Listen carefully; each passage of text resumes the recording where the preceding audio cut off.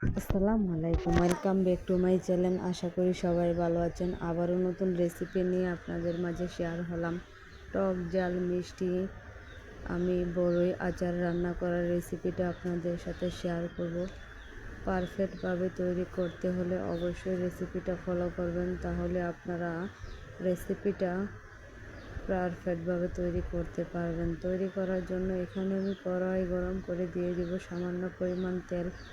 তেলের পরিমাণটা হবে 2 চামচের মতো। আপনারা তেলটা কম বেশি করে দিতে পারেন। এখানে তেলের পরিমাণটা একটু কম দিলে ভালো হয়। দিয়ে দেব হাফ কাপ রসুন কোয়া করা, তেজপাতা দিয়ে দেব 3টা মাঝখান দিয়ে কেটে রেখেছি। রসুনগুলো যখন ব্রাউন করে ভাজা হয়ে যাবে তখন আমি বাকি উপকরণগুলো অ্যাড করব।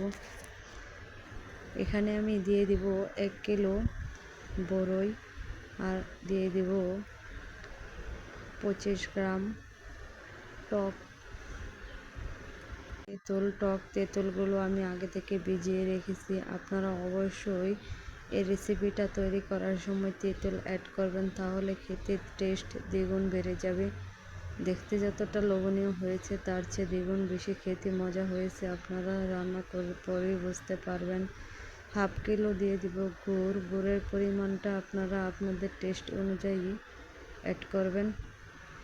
কিছু আমি ভালো করে মিশিয়ে নেব যতক্ষণ পর্যন্ত গুড়টা গলে না একসাথে আঠালো হবে, ততক্ষণ পর্যন্ত আমি রান্না করে নেব। দেখুন রান্না প্রায় 5 মিনিট পর কতটাই গলে আঠালো হয়ে গেছে। আমার প্রায় 50% রান্না করা শেষ হয়ে গেছে।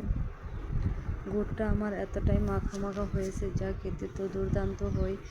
আপনারা অবশ্যই এই মিক্স আচারটা তৈরি করে একবার হলো ট্রাই করবেন। এখানে আপনারা জালের পরিমাণটা আপনারা অ্যাড করবেন আপনাদের পরিমাণ মতো। আমি এখানে চিলি ফ্লেক্স 1 চামচ ভর্তি করে দিয়েছি 1 চামচ ভর্তি করে 5 ফোড়ন সব কিছু দিয়ে আমি ভালো করে প্রায় 5 মিনিট আরও রান্না করে নিব, তাহলে আমার রান্নাটা পুরোপুরি শেষ হয়ে যাবে।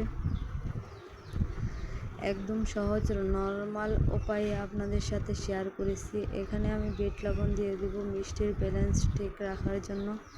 আপনারা অবশ্যই আমার টিপসগুলো ফলো করবেন, তাহলে যে ভাইরাল আচার মিক্স আচারটা আছে সে আচারটার টেস্ট আপনারা ঘরে তৈরি করে নিতে পারবেন, আর বাইরে থেকে আচার কিনে আনতে হবে না। অবশ্যই আমার রেসিপিটা যদি আপনারা ফলো করেন তাহলে আপনাদের আচারটাও দুর্দান্ত হবে। আশা করি সবাই ভালো থাকবেন, সুস্থ থাকবেন। আবারও নতুন কোনো রেসিপি নিয়ে আপনাদের মাঝে শেয়ার করব।